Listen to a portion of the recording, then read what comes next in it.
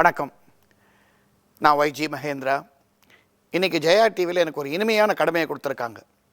என்னுடைய மூத்த சகோதரி, எப்போதுமே எங்கள் குடும்பத்தில் ஒருவராக இருந்த எங்கள் செல்வி ஜெயலலிதா அவர்களின் 72வது பிறந்தநாள் வாழ்த்துக்களை தெரிவித்து எங்கள் குடும்பத்துக்கும் அவங்களுக்கு இருந்த நினைவுகளை கொஞ்சம் பகிர்ந்துக்க சொல்லியிருக்கிறாங்க. இது சொன்ன உடனேயே எனக்கு அப்படியே நினைவு அலைகள் அப்படியே மோதுது. எதை முதல்ல சொல்கிறது, எதை அப்புறம் சொல்கிறதுன்னே புரியல. ஏன்னா ஆரம்ப காலகட்டங்களில் எங்கள் குடும்பத்தோடு அவ்வளவு இணைஞ்சிருந்தவங்க, எங்கள் நாடக குழுவில் நடித்தவங்க, அவங்க சினிமாவில் பீக்கில் இருந்தபோது கூட எங்கள் குடும்பத்தோட வாரம் ஏதாவது ஒரு மீட்டிங் நாங்கள் மீட் பண்ணாததே கிடையாது. எதை முதல்ல பகிர்ந்துக்கிறதுன்னு தெரியல. ஆனால் என் நினைவுகள் அந்த செல்வி ஜெயலலிதாவை பற்றி, என் சகோதரி ஜெயலலிதாவை பற்றி தான் நான் இன்றைக்கி சொல்ல போகிறேன். ஏன்னா அவங்க அரசியலுக்கு போனப்புறம் அவங்க அந்த மேடையே வேறு, அதிகம் மீட் பண்ண வாய்ப்பு கிடைக்கல. ஆனால் எங்களோட இருந்த அந்த இனிஷியல் அந்த பீரியட் சொல்லுவாங்களே, அவங்களுடைய இளமை காலம், அது மறக்க முடியாத அனுபவங்கள். அவங்களோட கிட்டத்தட்ட அவங்களுக்கு ஒரு 10 வயசு இருக்கும்னு நினைக்கிறேன். எங்கள் குழுவுக்கு வந்தபோது அவங்க தாயார் சந்தியா அவர்களும் சித்தி வித்யா அவர்களும் எங்கள் நாடக குழுவில் ஹீரோயின்ஸ். எங்கள் அப்பாவுக்கு அவங்க தான் ஹீரோயின்ஸு. அப்போது ஒத்திகைக்கு வருவாங்க. எனக்கு அப்போ 8 வயசு, அவங்களுக்கு 10 வயசு.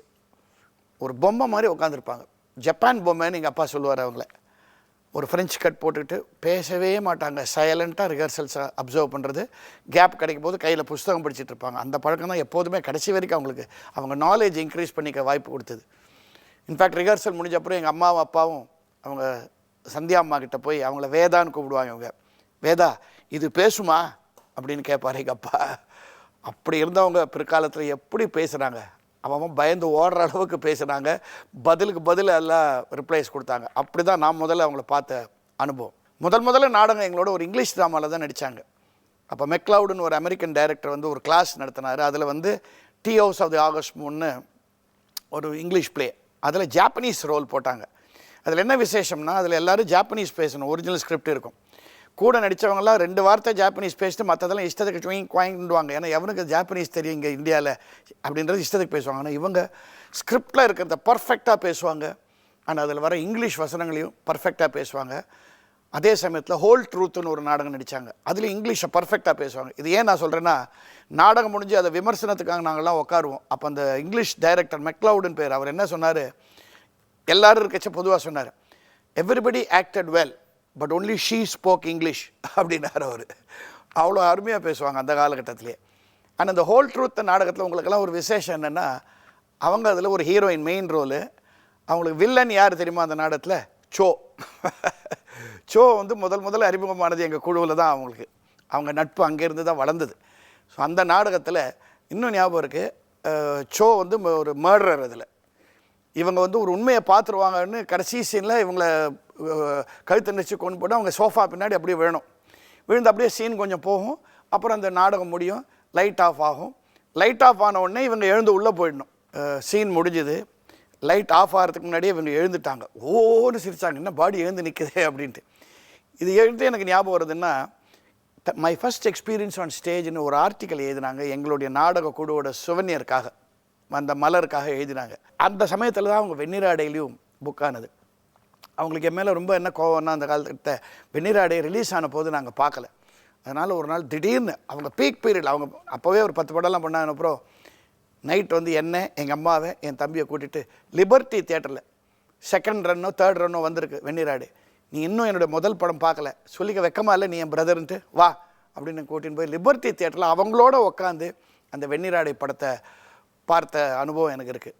அதில் எனக்கு இப்போவும் மறக்க முடியாத அந்த சீன் வந்து அந்த என்ன வார்த்தைகளோ சீன் இருக்குது, பியூட்டிஃபுல். அதில் இந்த ஒரு மூமெண்ட் ஒன்று பண்ணுவாங்க, ரொம்ப க்யூட்டாக இருக்கும், ரொம்ப சாமிங்காக இருக்கும். இன்ஃபேக்ட் அந்த காலகட்டங்களில் நான் பியூசி படிச்சுட்டு இருந்தேன்னு நினைக்கிறேன். என்னோடய ஃப்ரெண்ட்ஸ் எல்லாம் நிறைய பேர் என்னை வீட்டில் பார்க்க வந்தாங்க. நான் எம்ஏல இருக்கிற அன்புன்னு நினச்சேன். இல்லை, எங்கள் ட்ராமா ரிஹர்சல்ஸில் இவங்கள பார்க்குறதுக்காக நிறைய பேர் வருவாங்க அப்போது. ஸோ அந்த வெண்ணிராடை பாட்டை என்ன வார்த்தைகளோ பியூட்டிஃபுல் சாங், அதை கேட்போமே.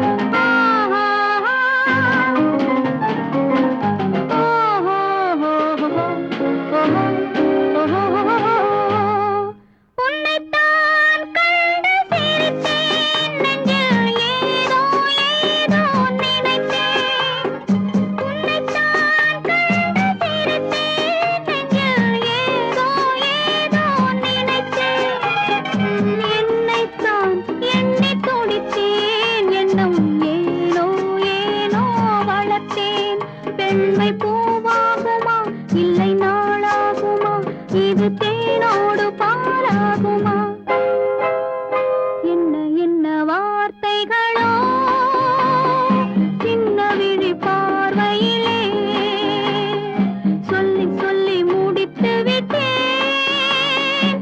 சொன்ன கதை புரியவில்லை.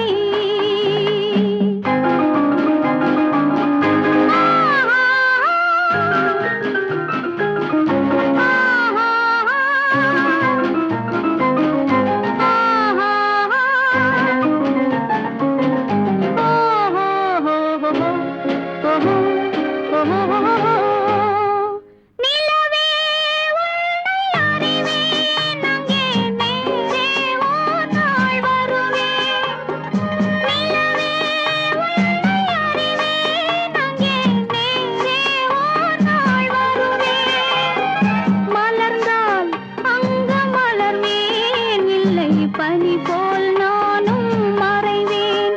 இன்னும் நான் என்பதா, உன்னை நீ என்பதா, இல்லை நான் என்று பேர் சொல்வதா? என்ன என்ன வார்த்தைகளோ சின்ன விழி பார்வையிலே சொல்லி சொல்லி முடித்து விட்டேன். சொன்ன கதை புரியவில்லை.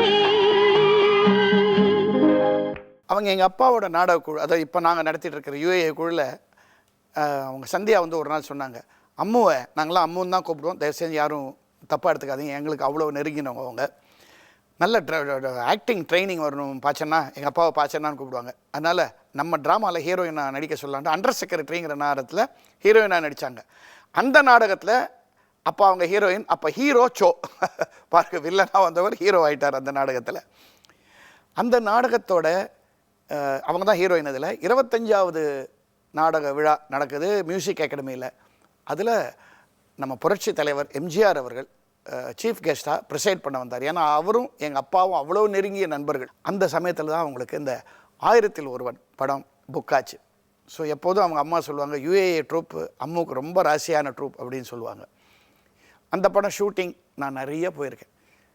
ஏன்னா அவங்களுக்கு வந்து அப்போது ஃப்ரெஷ்ஷாக வந்திருக்காங்க இல்லையா, ஃப்ரம் கான்வென்ட் எஜுகேட்டட் ஸ்டெல்லா மேரிஸ்லேருந்து வந்தவங்க. ஸோ அவங்களுக்கு கம்பெனி பழைய ஃப்ரெண்ட்ஸ் தேவைங்கிறதுனால, மகேன் நீ வந்துடுறேன் ஷூட்டிங்கிறவங்க. நான் நிறையா போய் ஷூட்டிங் பார்த்துருக்கேன். இன்னும் ஞாபகம் இருக்குது, அந்த பர்டிகுலர் ஒரு சீன் ஒன்று, அந்த மரம் மேலே வந்து விழும், அப்போ எம்ஜிஆர் வந்து காப்பாற்றுவார். அதான் அவங்க ஹீரோயின் ஃபஸ்ட்டு அவங்களுக்குள்ளே இருக்கிற ஒரு அண்டர்ஸ்டாண்டிங்கிற மாதிரி அந்த சீன்னு நாங்கள் பார்க்குறோம். அந்த ஜூனியர் ஆர்டிஸ்ட் எல்லாம் ஸ்டண்ட் பீப்புளெலாம் அந்த மரத்தை கயற வச்சு அப்படி விடணும். அது அவங்க சந்தியாமா வந்த பயம், ஒரு ஸ்டண்ட் ஆர்டிஸ்ட் பார்த்து பிடிச்சிக்கப்பா என் பொண்ணுப்பா அப்படின்னு சொன்னது. ஆனால் அந்த ஒரு அக்கேஷனில் எந்த வித பயமும் இல்லாமல், எல்லாம் ஒன்றும் கவலைப்படாதுமா நான் பார்த்துக்கிறேன், அப்படியே ஒரு வேலை விடுற மாதிரி வந்தால் நான் வில் ரோல் அவுட் அப்படின்னு சொல்லி தைரியமாக இருந்தவங்க ஜெயலலிதா. அண்ட் அதுக்கு மேலே என்ன சொன்னார் எம்ஜிஆர், பாருங்கள் சீனில் காப்பாற்ற வேண்டியவன் நான், ஸோ விழுந்தால் முதல்ல என் மேலே தான் விழும், கவலைப்படாதீங்க அப்படின்னு சொன்னார். இந்த சீன் ஷூட்டிங்கை நான் பார்த்துருக்கேன். ஸோ 1000ல் ஒருவன் ஷூட்டிங் நான் நிறையா போயிருக்கேன். அது படம் ரெடியான உடனே எங்கள் ட்ரூப்பை எவ்வளோ அக்கறை பாருங்கள் அவங்களுக்கு, தனி ஒரு ஷோ ஆக்ஷன் போனோன்னு ஜெமினி ஸ்டுடியோஸில் ஒரு ப்ரொஜெக்ஷன் அரேஞ்ச் பண்ணாங்க. அங்கே போனப்புறம் என்ன போச்சுன்னா, அங்கே இருக்கிற இந்த மேனேஜரோ யாரோ தெரியல, இவங்க புக் பண்ண தியேட்டரை சரியாக இன்ஃபார்ம் பண்ணல, தியேட்டர் இல்லை, இவங்க ஒன்றுமே சொல்லலை. இப்போ அவங்க கமாண்ட், ஹர் செகண்ட் பிக்சர் நல்லா ஞாபகம் வச்சுங்க, her command at the time she said, நான் என்னுடைய ஃப்ரெண்ட்ஸுக்கு சொல்லி இங்கே ஆக்ஷன் வந்துட்டேன், நான் 20 மினிட்ஸ் வெயிட் பண்ணுறேன், ஏதாவது ஒரு தியேட்டர் ரெடி பண்ணி ப்ரொஜெக்ஷன் நான் பார்த்தாகணும் படத்தை, இல்லைன்னா அது வேறு மாதிரி ஆகிடும் அப்படின்னு சொல்லிட்டு she just sat in the car. அந்த மேனேஜர் அலண்டு போட்டான் அவங்களோட வே ஆஃப் டாக்கிங் கேட்டு. 20 நிமிஷத்துக்குள்ளே எந்த தியேட்டர் கிடைக்கலன்ட்டு ரீ ரெக்கார்டிங் தியேட்டரை ரெடி பண்ணி, அங்கே மியூசிக் இன்ஸ்ட்ருமெண்ட்ஸ் எல்லாம் இருக்குது, அன்றைக்கி தான் ரெக்கார்டிங் முடிச்சுட்டு போயிருக்கு வேறு ஏதோ, அங்கே ஒரு 6-7 சேர் தான் இருக்கும். அந்த சேரில் எங்கள் அப்பா அம்மா அவங்க ஃபேமிலியெல்லாம் உட்காந்தாங்க. நாங்கள்லாம் ஜாலியாக தரையில் இன்ஸ்ட்ருமெண்ட் மேலெலாம் சாஞ்சிக்கிட்டு அப்படி நான் பார்த்த படம் ஜெமினி ஸ்டுடியோவில் 1000ல் ஒருவன். அன்ஃபர்கெட்டபிள் பிக்சர் அது. ஏன்னா அட்வென்ச்சருக்கு அதுதான், அதுலேயும் எம்ஜிஆரோட அழகு, இவங்களோட அழகு, அந்த ஷோர்ட் ஃபைட்ஸு, இவங்களோட டான்ஸஸ் எல்லாம் ஃபேண்டாஸ்டிக்காக இருக்கும். அது இன்னி வரைக்கும் நான் எப்போதும் அவங்கள பார்த்தா சொல்லுவேன், அந்த இன்ட்ரடக்ஷன் சாங் ஆஃப் ஜெயலலிதா அம்மா இருக்குது, அதில் பியூட்டிஃபுல் சாங் பருவம் எனது பாடம், அந்த ஃபஸ்ட் கிளாஸ் சாங், அது ஒரு தடவை எனக்கு பார்க்கணுன்னு ஆசையாக இருக்குது. அப்படி டக்குன்னு மேலே வந்துக்கிட்டே இருக்காங்க. பட் எங்கள் ஃபேமிலியோட ஃப்ரெண்ட்ஷிப் அவங்க இழக்கவே இல்லை. ஷூட்டிங் முடிஞ்சதுன்னா டைம் கிடச்சதுன்னா 8-8:30 மணிக்கு வந்து கூட, மகேன் ராஜம்மா பச்சனா அப்படின்ட்டு, என் தம்பி அவன் அப்போ ரொம்ப சின்ன பையன், வாங்க போய் எலிஃபென்ஸ்டன் தியேட்டர் பக்கத்தில் ஜஃபார் கோன் அங்கே ஐஸ்கிரீம் கடை ரொம்ப ஃபேமஸ் அந்த காலங்கத்தில் 60ல். அது அந்த பீரியடில் இருந்தவங்களுக்கு அதெல்லாம் ஞாபகம் இருக்கும். அங்கே போய் சாப்பிடலாவான்னுவாங்க. அப்போ அந்த சென்டரில் வந்து ஒரு ரவுண்டு மாதிரி இருக்கும். இப்போ அந்த அண்ணா சிலை இருக்குது அந்த இடத்துல. அங்கே கார் பார்க்கிங் இருக்கும். அங்கே கொண்டு வந்து சர்வ் பண்ணுவாங்க. காரில் போய் அங்கே உட்காந்து ஐஸ்கிரீம் சாப்பிட்டுட்டு அப்படியே முடிஞ்சால் எலிஃபென்ஸ்டன்லேயே ஏதாவது நைட் ஷோ இங்கிலீஷ் படம் பார்ப்போம். அவங்களுக்கு இந்த இங்கிலீஷ் படம் பார்க்குறது ரொம்ப பிடிக்கும். ஸோ அந்த காலகட்டங்களில் almost we use to meet weekly once, weekly twice. இத்தனைக்கும் பிஸி ஷூட்டிங் ஷெட்யூல். அப்போ எனக்கு ஒரு தடவை ஞாபகம் இருக்குது, திடீர்னு ஒரு நாள் ஃபோன் பண்ணுறாங்க. மகன், எனக்கு இன்றைக்கி ஷூட்டிங் இல்லை, எனக்கு போர் அடிக்கிறது, நான் உங்கள் வீட்டுக்கு வரப்போகிறேன். Full day we must have a music jam session. அப்போ அதெல்லாம் கிடையாது. உங்கள் ஆர்கெஸ்ட்ரா ஒன்று வச்சுருக்கேன், சின்ன பசங்க எல்லாரையும் வர சொல்லு, ஒரு நாள் ஃபுல்லாக will have songs at your ஹவுஸ்னு இது கேட்கணுமா? அவ்வளோதான். என் ஃப்ரெண்ட்ஸ் கிட்ட சொன்னோன்னு அத்தனை பேரும் காலேஜை கட்டடிச்சிட்டோம் அன்றைக்கி. இப்போ பியூசி படிக்கிற பீரியட். நான் ட்ரம்ஸு, தபலா, அப்புறம் என்னுடைய ஃப்ரெண்டு ரமேஷ்னு ஒருத்த கிட்டாரு, அப்புறம் ஒருத்த மௌத்தார்கன் வாசிப்பா மாதுன்னு ஒரு பையன். எல்லோரும் எங்கள் வீட்டுக்கு கூட்டின்னு வந்து காலையில் whole days she spend with us. எல்லா சாங்ஸும் பாடிக்கிட்டு, Hindi songs, Tamil songs, old songs, எல்லாம் இங்கிலீஷ் சாங்ஸ் எல்லாம் பாடிக்கிட்டு அந்த day was unforgettable for us. இந்த மியூசிக் ஜாம் செஷன்றாங்களே, அதான் நாங்கள் அப்போவே பண்ணியிருக்கோம். யாரோட? எங்கள் சகோதரி ஜெயலலிதாவோட. அப்போது எனக்கு ரொம்ப பிடிச்ச படங்கள் 2 அவங்க பண்ணது, ராமண்ணாவோட படங்கள். நான் ரொம்ப ரசித்து சித்ரா டாக்கீஸில் அவங்களோட உட்காந்து பார்த்த படம், அங்கேயே கை கொடுத்தெல்லாம் தட்டினது நான் படம். இந்த நானில் நான் இன்றைக்குன்னு சொல்லுவேன், அந்த நான் எப்போ அவங்கள பார்க்கும்போதெல்லாம், அவங்க சிஎம் ஆனப்புறம் கூட ஒன்ஸ் ஆர் ட்வைஸ் மீட் பண்ணும்போதெல்லாம் இந்த நான் படத்தை சொல்லாமல் நான் வந்ததே இல்லை. அம்மனோ சாமியோக்கு அவங்க ஆடின டான்ஸ் இருக்க one of the best dance sequences in film ஹிஸ்ட்ரின்னு நான் சொல்லுவேன். அம்மனோ சாமியோ, அத்தையோ மாமியோ, கம்பனூர் நீலியோ, கல்யாண தேவியோ. அம்மனோ சாமியோ, அத்தையோ மாமியோ, கம்பனூர் நீலியோ, கல்யாண தேவியோ.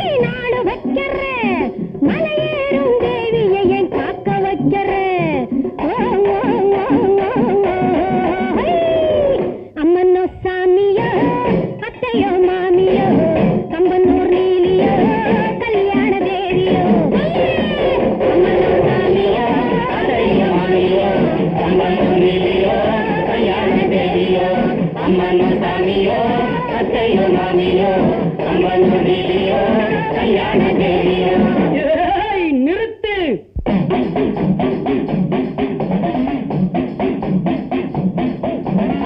மத்தளம் மேளங்கள் கொட்டி முழங்கிட உத்திர தாண்டவம் அடி காளி. சந்தனம் குங்குமம் பொங்கி வழிந்திட சங்கார நாட்டியம் அடி காளி. மத்தளம் மேளங்கள் கொட்டி முழங்கிட உத்திர தாண்டவம் அடி காளி.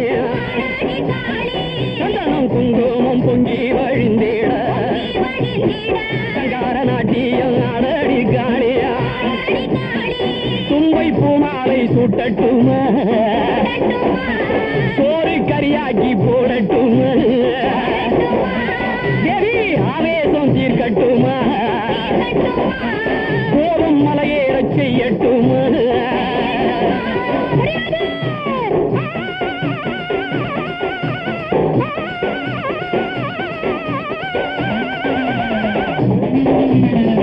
மஞ்சளுக்கு வேலியடி மங்கையர்க்கு காவலடி நெஞ்சில நவஞ்சமடி எங்க முத்து மாரியம்மா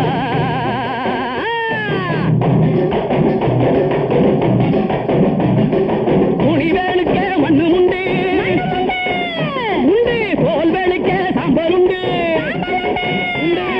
துணி வேலுக்க மண்ணு உண்டு தோல் வேலுக்க சாம்பல் உண்டு குணம் வேலுக்க வழி சொல்லுவாய் கோதையே முத்து மாரியம்மா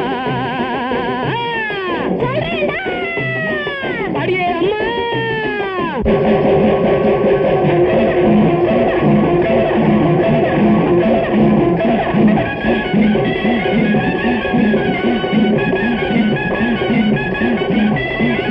மழையின் கோபம் வெள்ளம் அடியா காதீரின் கோபம் வெயில் அடியே காளினியும் கோபம் கொண்டால் காக்க யாரும் இல்லையடியே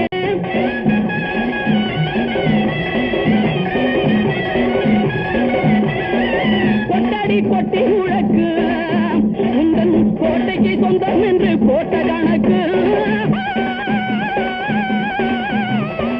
தட்டடி தட்டி விளக்கு உந்தன் சம்மதம் இல்லை என்றால் ஏது வழக்கு கொட்டடி கொட்டு கொட்டடி கொட்டு கொட்டடி கொட்டடி கொட்டடி கொட்டடி கொட்டு கொட்டு கொட்டு கொட்டு கொட்டு மலையேறியா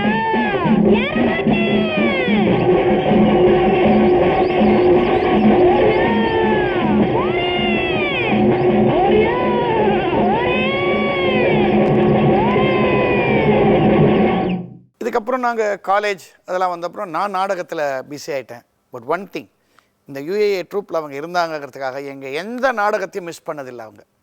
அவங்க இன்ஃபேக்ட் அரசியல் வாழ்க்கைக்கு வந்த அப்புறம் தான் அவங்களால அதெல்லாம் வந்து பார்க்க முடிய தவிர மற்ற எங்கள் நாடகங்கள் எல்லாத்துக்கும் வந்து பார்த்து அவங்க விமர்சனத்தை கொடுத்துட்டு ஃப்ராங்க் ஒப்பீனியனை கொடுத்துட்டு போவாங்க. அப்போ எங்கள் நாடகத்தில் நான், ஏஆர்எஸ் சார், மௌலி, விசு எல்லாம் ஒன்றா நடித்த இந்த பீரியட் எங்களுக்கெல்லாம் அவங்க அம்மா வராங்க நாடகத்தை பார்க்கணும் ஸ்பெஷலாக ஒரு எக்ஸ்ட்ரா பர்ஃபார்மன்ஸ் ஒன்று பண்ணுவோம். அவ்வளோ தூரம் எங்கள் நாடகத்து மேலே நான் இப்போ காலேஜ் படிச்சிருந்த பீரியட். பட் அப்போவும் எங்கள் டச் விடவே இல்லை. திடீர்னு ஃபோன் பண்ணுவாங்க. ஒரு தடவை அப்படி தான் ஃபோன் பண்ணி ஸ்டார் டாக்கீஸில் ஏதோ ஒரு ஹிந்தி படம், ரொம்ப ஒன்றுமே இல்லை இன்றைக்கி பண்ணுறது, சும்மா போய் பார்ப்போம் அப்படின்னு போய் அந்த படத்துக்கு போயிட்டோம். அந்த படம் வந்து திராபேன்னா திராபே அப்படி ஒரு படம். அது உட்கார முடியல. இன்டர்வலில் ஷீ டிசைடட், இதுக்கு மேலே இந்த படம் உட்காந்து பார்க்க முடியாது, நம்ம காசு கொடுத்து வந்தாலும் நம்ம உடம்புக்கு எடுத்துக்க முடியாது, வாங்க போகலான்னு எல்லாருமா கிளம்பி வெளியில் வந்து பார்த்தா அவங்க கார் பார்க் பண்ணியிருந்ததை சுற்றி கார் பார்க் பண்ணிட்டாங்க. அவங்க கொஞ்சம் கூட அசரலை. மேனேஜரை கூப்பிட்டாங்க, நாங்கள் காசு கொடுத்து படம் வந்திருக்கோம், நாங்கள் காரை ஒழுங்காக பார்க் பண்ணியிருக்கோம், உங்கள் கார்ஸ் தப்பாக பார்க் பண்ணியிருக்காங்க, we want to leave our wish, make arrangements for the other drivers to come and remove the cars, we want to go. Madam இது படம் திருப்பி, look I want to go, இது நான் இருந்தேன்னா எனக்கு டென்ஷன் தான் ஜாஸ்தி ஆகுங்க, மேக் சம் அரேஞ்ச்மெண்ட்ஸ்னு. அந்த மேனேஜர் பயந்துக்கிட்டு போய் ஒரு ஸ்லைடு போட்டார், இந்த கார் நம்பர் உள்ளவங்க உடனே வந்து உங்கள் கார் எடுங்க, ஒருத்தர் போகிறாங்கன்னு சொல்லி. உடனே அந்த டிரைவர்ஸ் எல்லாம் வந்து அவங்க கேட்கணுமா, வந்தவுடனே இவங்களை பார்த்தோடனே இவங்கக்கிட்ட அப்படியே பார்த்துட்டு அம்மா நமஸ்காரம் பேச ஆரம்பிச்சிட்டாங்க. இல்லை நமஸ்காரம்லாம் அப்புறம் பேசலாம், இந்த இடத்த விட்டு நாங்கள் சீக்கிரம் போனோம், இல்லாட்டா இந்த படத்தை இன்னொரு தடவை நான் ஒரு சீன் பார்த்தா கூட எனக்கு தலை வெடிச்சிருக்கு, தாங்க முடியல இந்த படம். இதை நினச்சி ரொம்ப நாள் சிரித்து நாங்கள் வெளில வந்தோம். அதுக்கப்புறம் we went to the beach. அதெல்லாம் பீச்சுக்கு வந்து ஜாலியாக உட்காருவாங்க காரில், உட்காந்து எங்களோட இந்த பட்டாணி சுண்டல் மாங்காய்லாம் சாப்பிட்டு then we dropped home. That was beautiful period. எங்களுக்கு தெரிஞ்ச ஜெயலலிதா அப்படி தான் இருந்தாங்க, ரொம்ப ஜாலியாக இருந்தாங்க. அண்ட் அப்போல்லாம் நாங்கள்லாம் என்ன தான் இருந்தால் நாங்கள் அப்படி சிவாஜி ரசிகர்கள், பயங்கர சிவாஜி வீரர்கள். அப்போ அப்படி சொல்லிகிட்டே இருப்போம், சிவாஜியோட படமே பண்ணலையே நீங்கள், அம்மோ சிவாஜியோட படம் வரும் அப்படின்னு. அந்த மாதிரி எங்களுக்கு அப்படியே எங்களை சந்தோஷத்தின் எல்லைக்கு கொண்டு போயிட்டது என்னென்னா Galatta Kalyanam. The first picture she did with Sivaji. நான்லாம் அதை எத்தனை தரம் பார்த்துருப்பேன்னு எனக்கே தெரியாது. சாந்தி தியேட்டர்லேயே வாழ்ந்திருக்கேன். ஏன்னா ஒரு தடவை சிவாஜிக்காக பார்ப்போம், ஒரு தடவை அவங்க ஜெயலலிதாக்காக பார்ப்போம். அப்புறம் ஒரு தரம் இவங்க 2 பேரும் சேர்ந்து முதல் படம்னு ஒரு தரம் பார்ப்போம். அப்புறம் மியூசிக்காக பார்ப்போம், காமெடி, அந்த மாதிரி அவ்வளோ தரம் பார்த்தேன் அந்த படம். எனக்கு ரொம்ப பிடிச்ச படம். அதில் ரொம்ப கேஷுவலாக ஆக்ட் பண்ணியிருப்பாங்க. அவங்களும் சிவாஜி அவ்வளோ பர்ஃபெக்ட் பேர். அது நாங்கள்லாம் விசில் அடித்து கை தட்டின அந்த பாட்டு, நல்ல இடம் நீ வந்த இடம்னு அந்த பாட்டு இருக்குல்ல, அது பார்ப்போம்.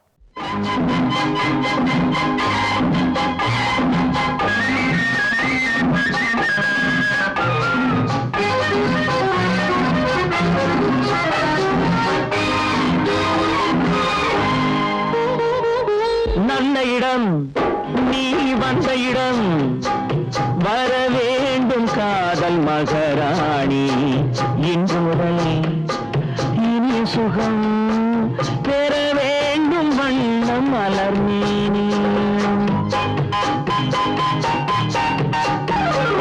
நல்ல இடம் நீ வந்த இடம், வர வேண்டும் காதல் மகராணி, இன்று முதல் இனி சுகம் பெற வேண்டும் வண்ணம் மலர்மேனி.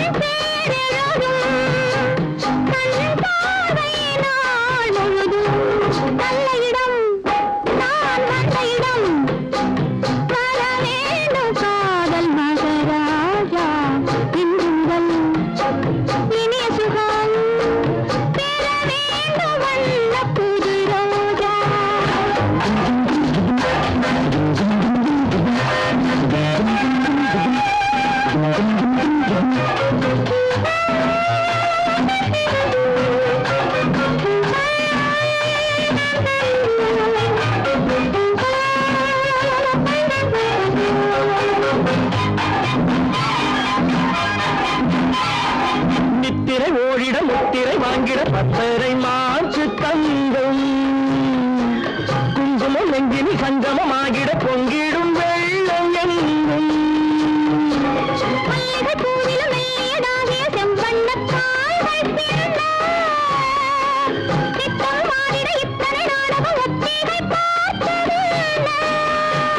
தழுவாரோ கைகள் தானாக, நல்ல இடம் நீ வந்த இடம், வர வேண்டும் காதல் மகராஜா, இன்று முதல் இனிய சுகம் பெற வேண்டும் வண்ண புதுரோஜா. லா லா லா லா லா லா லா.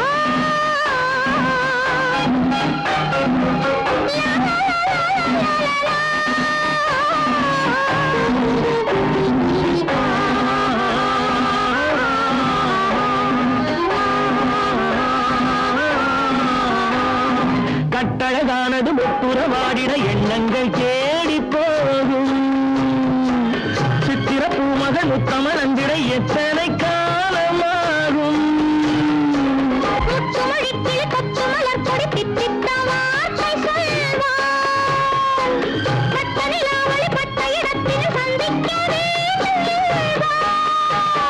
இதமான இன்பம் சேராதோ,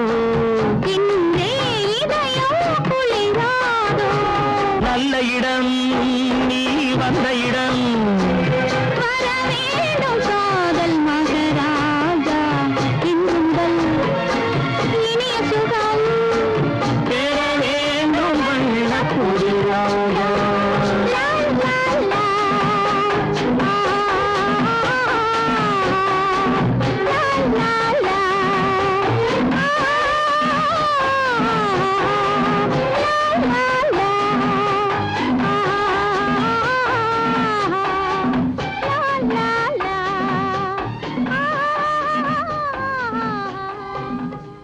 அனதர் சாங் சீக்வன்ஸ் எனக்கு அவங்க நடித்ததில் ரொம்ப பிடிச்சது என்னென்னா, கண்ணன் என் காதலன் படத்தில் அந்த பாடுவோர் பாடினால் ஆட தோன்றும் என்ற பாட்டு இருக்க பியூட்டிஃபுல் சீக்வன்ஸ் அது. ஏன்னா எம்ஜிஆர் வந்து அதில் அவ்வளோ சாமிங்காக இருப்பார், அழகுனா அழகு, அழகு சொட்டு அந்த மாதிரி இருப்பார். அவர் அந்த பியானோ பீசஸ் எல்லாம் வாசிக்கிறதுக்கு என்ன காம்போசிஷன் எம்எஸ்வி இதுப்பா மறக்க முடியாது. அதுக்கு இவங்க டான்ஸு போட்டி நான் ஆடுறது, இந்த சாங் சீக்வன்ஸ் எப்போ டிவியில் வந்தாலும் தேடி போய் நான் பார்த்துருக்கேன். அவங்கக்கிட்ட அதை பற்றி சொல்லியிருக்கேன். இது எப்படி கன்சீவ் பண்ணாங்க இந்த சாங்குன்னு.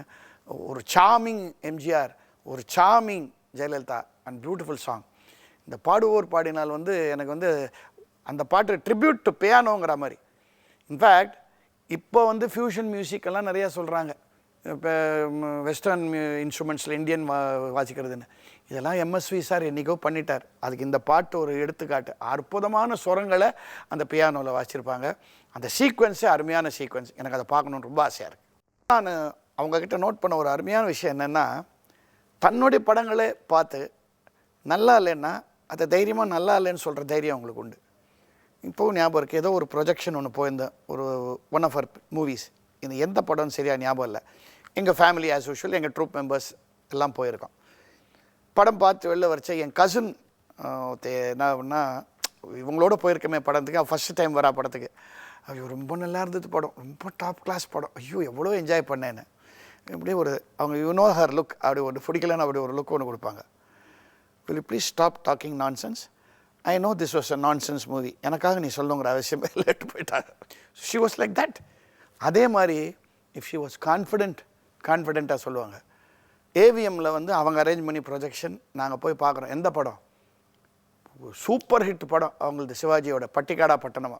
இன்றைக்கும் பேசுகிறாங்க அந்த படத்தை பற்றி. என்னமோ தெரில, அந்த காலகட்டத்தில் ஃபஸ்ட்டு டைம் அந்த படம் பார்க்கச்சே என்ன விட்டுருக்கேன். நான் வந்து சிவாஜி சார் வெறும் இப்படி திரும்பினாலும் கை தட்டக்கூடியவன். எங்கள் கூட வந்தவங்கெல்லாம் வெளியில் வந்து எப்படி படம்னு அவங்க ஆஸ் யூஷுவல் கேட்டாங்க. ஏன்னா sure it's a hit picture. எங்கள் ட்ரூப்பில் இருந்தவங்க சில பேர்லாம் சரியான ரியாக்ஷன் கொடுக்கல. வாட் யூ ஃபீல் இந்த பிக்சர் அவ்வளோ நல்லா இல்லைன்றீங்களா? ஓ அப்படியா, உங்களுக்காக நாங்கள் படம் எடுக்கலை, த காமன் மேனுக்காக எடுக்கப்பட்ட படம். ஒன்று சொல்கிறேன், ஐ வில் மீட் யூ இந்த silver jubilee week of this பிக்சர்னு காரில் ஏறி போனாங்க.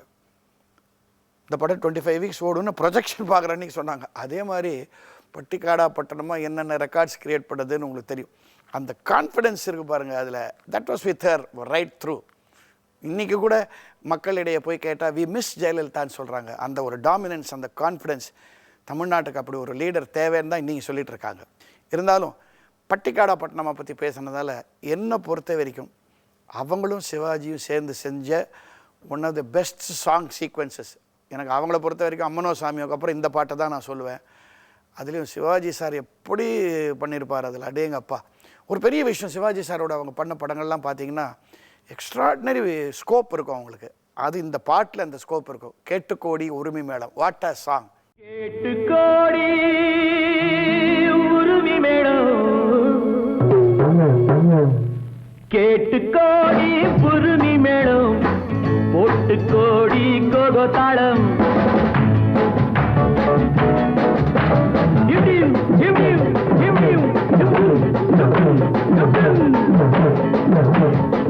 கேட்டுக்கோடி உரிமை மேளம், போட்டுக்கோடி கோகோ தாளம். பார்த்து கோடி உன் மாமன் கிட்டு பட்டி காட்டு ராகம் பாவம். பார்த்து கோடி உன் மாமன் கிட்டு பட்டி காட்டு ராகம் பாவம். We shall meet at the garden gate in the morning, evening, night till the dawn. We shall meet, be together in the morning, evening, night till the dawn. உங்கள் தாளங்கள் ஜங்கள், என்னை பாருங்கள் அங்கிள். உங்கள் தாளங்கள் ஜங்கள், என்னை பாருங்கள் uncle. சேர்ந்து போடுங்கள் ஆட்டம் கொண்டாட்டம், ஆட்டம்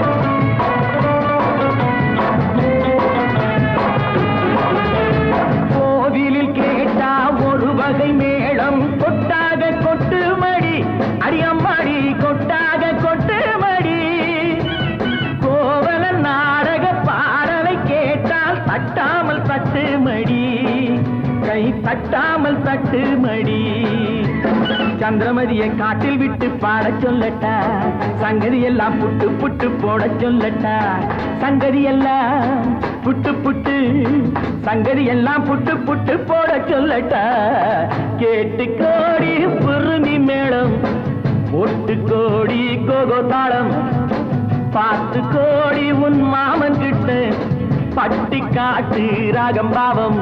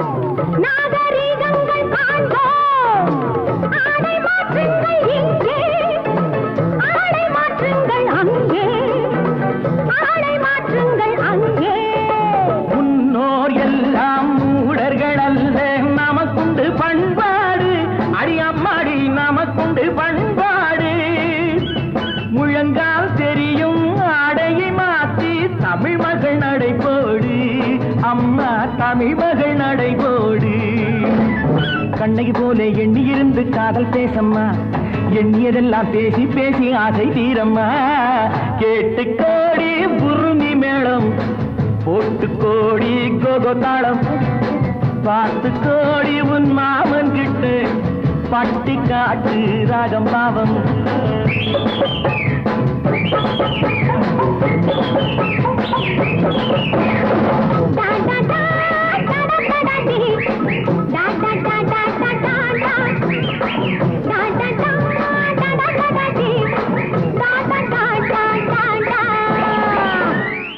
ஒரு இன்சிடென்ட் ஒன்று எனக்கு திடீர்னு ஞாபகம் வருது.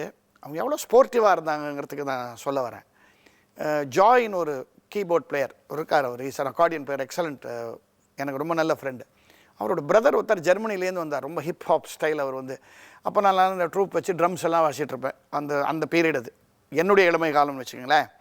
அப்போ என்ன சொன்னார், நான் ஒரு இங்கிலீஷ் சாங் ஒன்று ரெக்கார்ட் பண்ணுன்னு இருக்கேன், நான் கம்போஸ் பண்ணது 4 லிரிக்ஸ் போட்டது, உங்கள் ஆர்கெஸ்ட்ரா வச்சுக்கலாம், ஜாய் கீபோர்டு, நீ ட்ரம்ஸ், அப்புறம் கிட்டார்லாம் வச்சுட்டு நல்ல வெஸ்டர்ன் வாய்ஸில் பாடக்கூடிய, இங்கிலீஷ் உச்சரிப்பு நல்லா இருக்கக்கூடிய யாராவது சொல்லுங்களேன் அப்படின்னு சொன்ன உடனே, அப்போ அவங்க ஜெயலலிதா படங்கள் எல்லாம் பாடிட்டு இருந்தாங்க இல்லையா, ஓ மேரே தில்ருபா பாட்டு, அந்த சாங்ஸ் எல்லாம் பாடிருந்தாங்க. நான் சொன்னேன், இங்கிலீஷ் உச்சரிப்பு நல்லா இருக்கணும், அது பிரமாதமாக பாடணுன்னா ஜெயலலிதாவை தான் கேட்கணும் அப்படின்னு. அவங்கெல்லாம் சிரித்தாங்க, என்ன விளையாடுறியா, என்ன நீ அவங்கள போய் கேட்கணுன்ற, அவங்களாம் பாடுவாங்களான்னு. பா உங்களுக்கு ஜெயலலிதாப்பா, எங்களுக்கு அவள் அம்மு அப்படின்னு. யூ ஒன்ட் பிலீவ், நான் ஃபோன் பண்ணி அவங்க வீட்டில், அப்போ அவங்க போயஸ் கார்டனில் இருக்காங்க, இந்த மாதிரி ஒரு இது சும்மா ஒரு song just for the fun of it record பண்ணலாம், அது அப்புறம் டிஸ்க் ஆகுதா இல்லையா அப்புறம் பார்த்துக்கலான்னு, வாயேன் ரெக்கார்ட் பண்ணலான்னாங்க. நான் சொன்னேன், வாயேன்னு என்னமோ அர்த்தம் புரியல, நான் வெளியிலலாம் வந்து ரெக்கார்ட் பண்ண மாட்டேன், இங்கே வாங்க, இன்ஸ்ட்ருமெண்ட்ஸ்லாம் எங்கள் வீட்டுக்கு கொண்டாங்க, என் லைப்ரரி உனக்கு கிளியர் பண்ணி தரேன், சவுண்ட் ப்ரூஃபாக இருக்கும், அங்கேயே ரெக்கார்ட் பண்ணலாங்கன்னு. மறக்க முடியாதுங்க, அந்த ஒரு ஃபுல் டே எங்களுக்காக ஒதுக்கி வச்சு அந்த சாங்கை ரெக்கார்ட் பண்ணி கொடுத்தாங்க. அது அவர் வச்சுருக்காரா இல்லையான்னு தெரில, இதெல்லாம் என்னால் மறக்க முடியாது. நான் ட்ரம்ஸ் வாசிக்கிறேன், அவர் கீபோர்டு, அந்த ஆள் ஜெர்மனிலேருந்து அவன் பிரதர் வந்துடுவான், லிரிக்ஸ் சொல்கிறான், அவன் கிட்டார்லாம் வாசிக்கிறான். She sang that English song so beautifully. ஏன்னா அவங்க இங்கிலீஷ் உச்சரிப்பை பற்றி சொல்லுவான், நான் கான்வென்ட் எஜுகேட்டட். ஆனால் அதுலேயும் எனக்கு ஆச்சரியம் என்னென்னா, அவ்வளவு சுத்தமாக இங்கிலீஷ் பேசுகிறவங்க அரசியலில் வந்தப்புறம் அதே அளவுக்கு தூய்மையாக தமிழ் பேசுனாங்க. அவங்க சட்டசபையில் சொன்ன பதில்கள்லாம் சும்மா கணீர்னு சுத்த தூய தமிழில் இருக்கும். நம்மளால முடியாது, நடுநடுவில் இங்கிலீஷ் பூத்துருவோம் நம்மளே. ஆனால் ஒரு வார்த்தை இங்கிலீஷ் கலப்படம் இல்லாமல் பேசுவாங்க அவங்க. ஸோ இந்த சாங் எனக்கு அதுக்கு ஞாபகம் வந்தது. அது ஞாபகம் வந்ததுனால நேச்சுரலி அவங்க சினிமாவில் பாடியிருக்காங்களே, ஐ திங்க் இந்த ஃபஸ்ட் டைம் அவங்கள பாட வச்சது ஐ திங்க் அடிமை பெண் நினைக்கிறேன். அந்த சாங் அந்த காலகட்டத்திலேயே அந்த சீக்வன்ஸுக்காக அவங்க பாடின அந்த விதத்துக்காக ரொம்ப வாய்ப்பு எனக்கு. ஏன்னா இன்றைக்கி இருக்கிற காலகட்டங்கள்லேருந்து நாங்களாம் நல்லா சுகமாக சந்தோஷமாக வாழ்ந்த அந்த காலகட்டங்களுக்கு என்னை திரும்பி போக வச்ச ஜெயா டிவிக்கு என்னுடைய நன்றி. இந்த வாய்ப்பு ஏற்படுத்தி கொடுத்ததுக்கு காரணம் என்னென்னா, என் அன்பு சகோதரி ஜெயலலிதா அவர்களின் நினைவுகள். அவருடைய ஆன்மா சாந்தி அடையட்டும். என்னை பொறுத்த வரைக்கும் எங்கள் குடும்பத்தில் எங்கள் மனசில் அவங்க வாழ்ந்துக்கிட்டே தான் இருந்தாங்க, வாழ்ந்துக்கிட்டே தான் இருக்காங்க. ஸோ இந்த 72வது பிறந்த நாளில் ஏதோ எனக்கு தெரிஞ்ச சில நினைவுகளை உங்களோட பகிர்ந்துக்க வாய்ப்புக்கு நன்றி. அதன் மூலமாக நல்ல பாட்டுகளையும் நீங்கள் பார்த்துருப்பீங்கன்னு நினைக்கிறேன். மீண்டும் ஒரு முறை எப்போ கூப்பிட்டாலும் இவங்க பிறந்த நாளில் நான் வந்து சாங்ஸை பற்றி எங்கள் எக்ஸ்பீரியன்ஸை பற்றி பேச தயார். நன்றி, வணக்கம்.